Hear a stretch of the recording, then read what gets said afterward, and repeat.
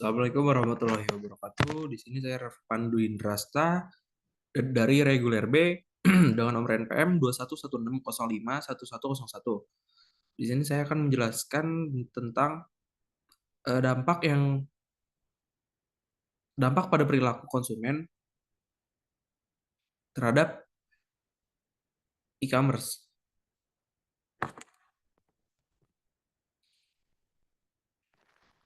Yang terdapat pada PowerPoint ini yaitu yang pertama abstrak, yang kedua pendahuluan, selanjutnya menggunakan metode penelitian, lalu ada hasil dan pembahasan, dan yang terakhir ada kesimpulan.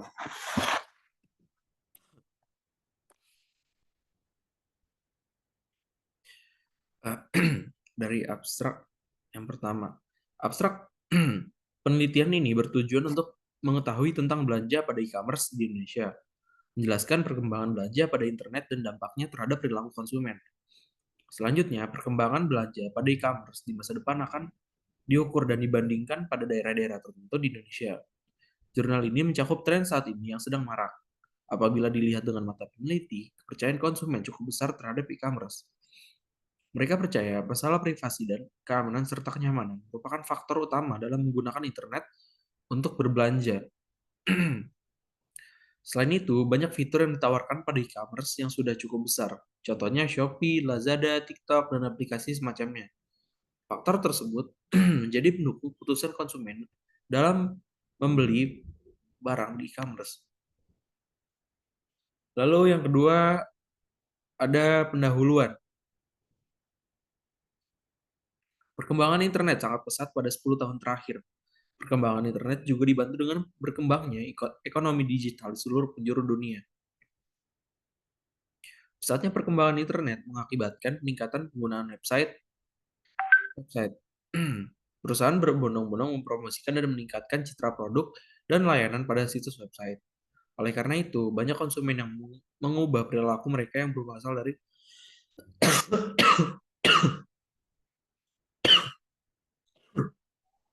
tradisional menjadi lebih modern, yang mengandalkan internet.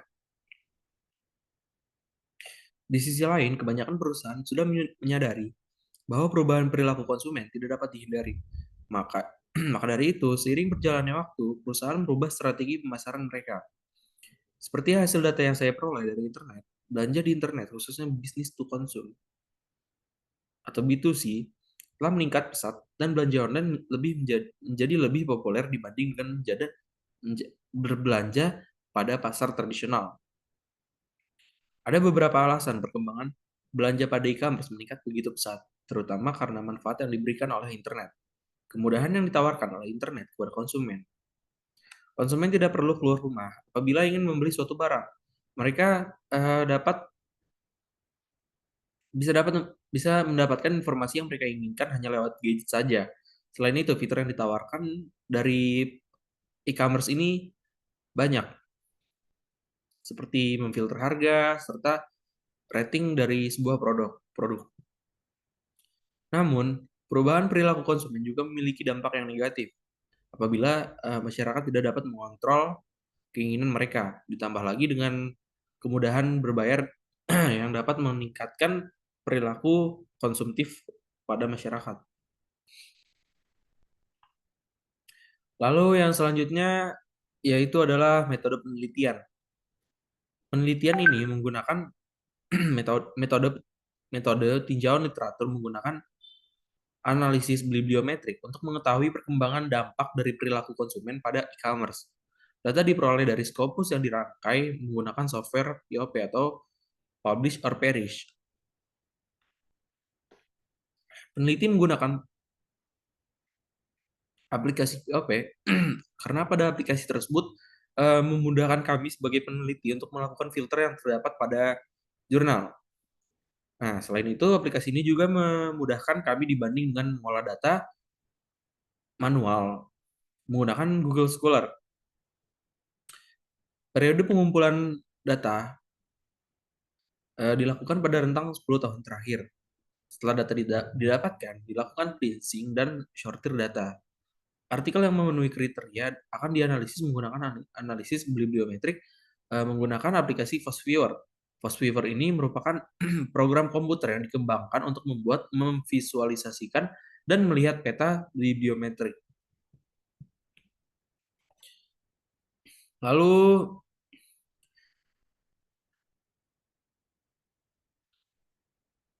kami mendapatkan tiga hasil dan pembahasan, yaitu yang pertama peta jaringan dampak perilaku konsumen pada e-commerce menggunakan kata kunci atau keyword. Lalu selanjutnya peta jaringan dampak perilaku konsumen pada e-commerce menggunakan overlay, dan yang terakhir itu menggunakan density visualization.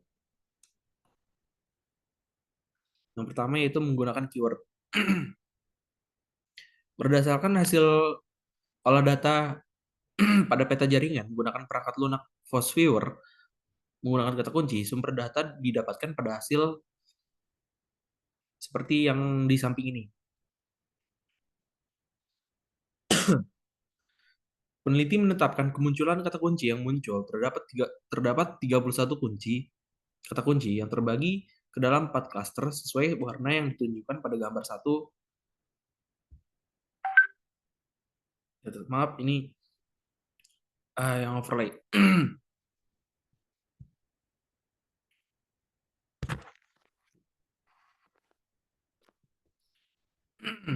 Hasil ekstraksi pada jaringan yang terlibat pada gambar di samping ini didapatkan temuan berdasarkan tahun terbitan 10 tahun terakhir.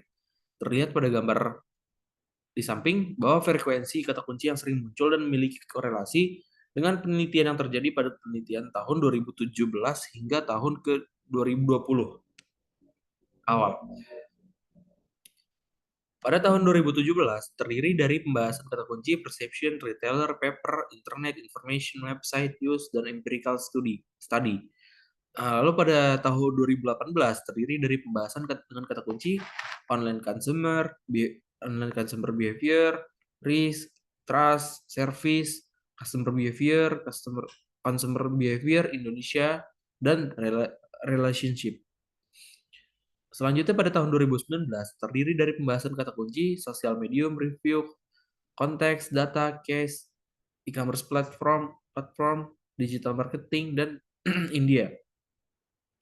Nah, yang terakhir pada tahun 2020 terdiri dari kata kunci evidence, change, pandemic, serta COVID.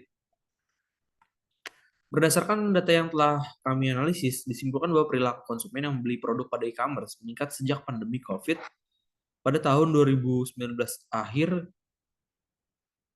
ke awal 2020.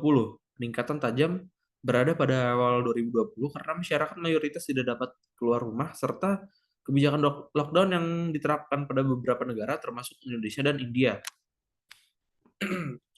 Lalu selanjutnya ada peta jaringan yang menggunakan keyword atau kata kunci.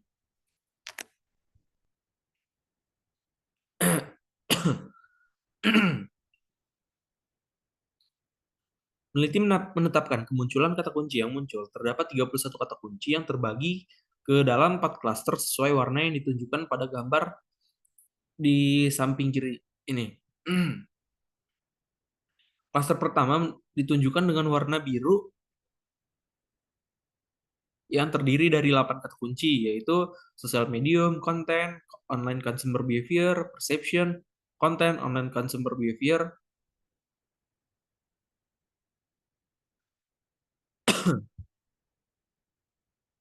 perception, paper, review, service, dan internet. Klaster kedua ditunjukkan pada warna hijau yang terdiri dari 10 kata kunci, yaitu yang pertama ada retailer, e-commerce, data, information, case, website, customer behavior, consumer behavior, dan India.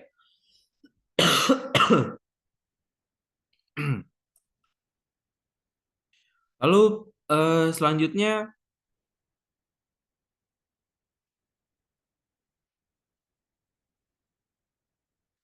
klaster ketiga ditunjukkan pada warna yang merah. Pada klaster ini memiliki 9 kata kunci, yaitu yang pertama ada relationship, e-commerce platform, evidence, use, empirical study, digital marketing, pandemic, COVID, lalu terakhir change.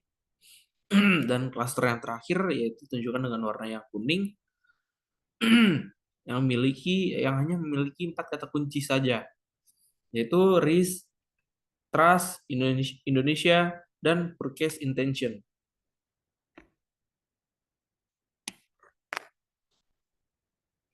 Masing-masing klaster menggunakan jumlah subjek dan objek yang berbeda-beda. Hal ini berarti penelitian mengenai online consumer behavior, e-commerce, dan digital marketing sangat bervariasi. Dari 4 klaster yang ada, klaster 3 dan 4 memiliki jumlah item yang terbanyak. Hal tersebut mengidentifikasi bahwa tema pada klaster tersebut mendapat perhatian lebih dari peneliti. Dari analisa gambar di atas, semakin kecil lingkaran, maka riset pada bidang tersebut semakin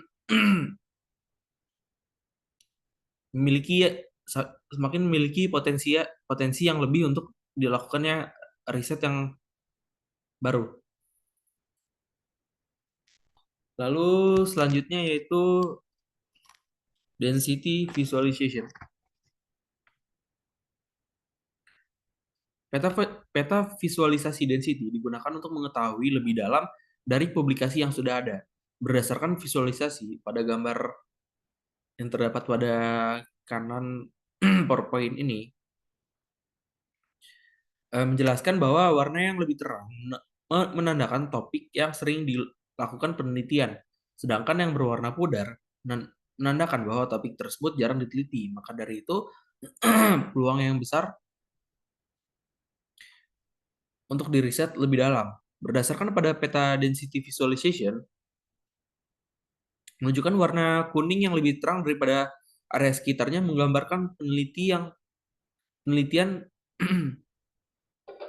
yang sudah banyak diteliti e-commerce ini.